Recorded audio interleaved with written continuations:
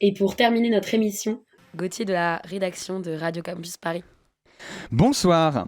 Cette semaine, c'est ma 29e chronique sur ces ondes et c'est également ma toute dernière chronique de l'année avant les vacances de Noël. Alors, comme c'est bientôt Noël, voici ma liste au Père Noël. Cher Père Noël, cette année, j'ai été un garçon très gentil. Et même si la vie m'a énormément gâté, j'estime que je suis quand même en droit de demander quelques petits trucs pour compléter mon bonheur. Et aussi parce que t'as littéralement un seul travail, et c'est ça.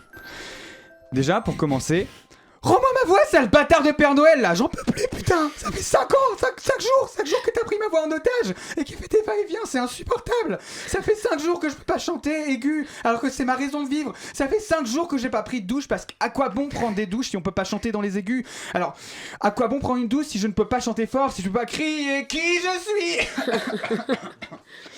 Parce que Père Noël, je sais que t'as ma voix en otage. Hein. Et tu sais ce que je comptais faire ce soir à la base ? Je voulais faire une chanson en ton honneur, narrer tous tes exploits en faisant bien attention à ne pas mentionner tes phrases comme « Oh, je sais pas moi », au hasard les conditions de travail dans tes usines et la pression que t'infliges à tes lutins pour qu'ils puissent pas se syndiquer en profitant du flou juridique de ton pays, le pôle Nord, qui d'ailleurs n'est pas reconnu par l'ONU, hein. En plus ça ressemble là plutôt à un paradis fiscal.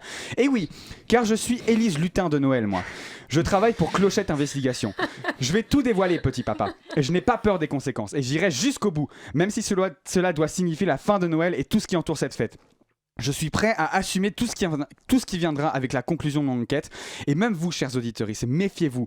La prochaine fois que vous croiserez un gros bonhomme habillé en rouge dans une galerie marchande, réfléchissez-y à 2 fois avant de vous asseoir sur ses genoux, car vous avez ici affaire, sous ces airs de gentil monsieur, à un riche homme d'affaires multimilliardaire prêt à marcher sur la tête de ses employés pour quelques millions supplémentaires. Vous l'aurez compris, je parle bien de Bernard Arnoël. Je parle ici de Jeff Jingle Bezos. Je parle de Elon vous souhaite un joyeux Noël Musk. Tous ces gens sont réunis dans la personnalité de notre petit père qui essaye de laver son image en offrant des cadeaux, mais je vous le dis, il n'en est rien. C'est simplement car ça lui apporte des déductions d'impôts. Il s'en fiche du soi-disant bonheur des enfants. D'ailleurs, je le soupçonne même que si j'ai perdu ma voix cette semaine, c'est parce qu'il a su que je préparais cette enquête. Père Noël, t'as cru que j'étais la petite sirène ou quoi ? Tu sais quoi ? Je vais quand même te chanter une chanson et vu que tu m'interdis d'aller dans les aigus, je vais chanter dans les graves. Je ne veux pas grand-chose pour Noël. Il y a juste une chose dont j'ai besoin. Je me fiche bien des cadeaux posés au pied du sapin.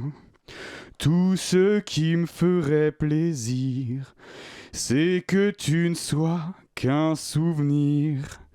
T'effacer l'avenir. Tout ce que je veux pour Noël, c'est ta chute, petit papa. À l'année prochaine. Eh bien, à l'année prochaine, Gauthier. Espérons que tu passeras quand même de belles fêtes de fin d'année et un joyeux Noël.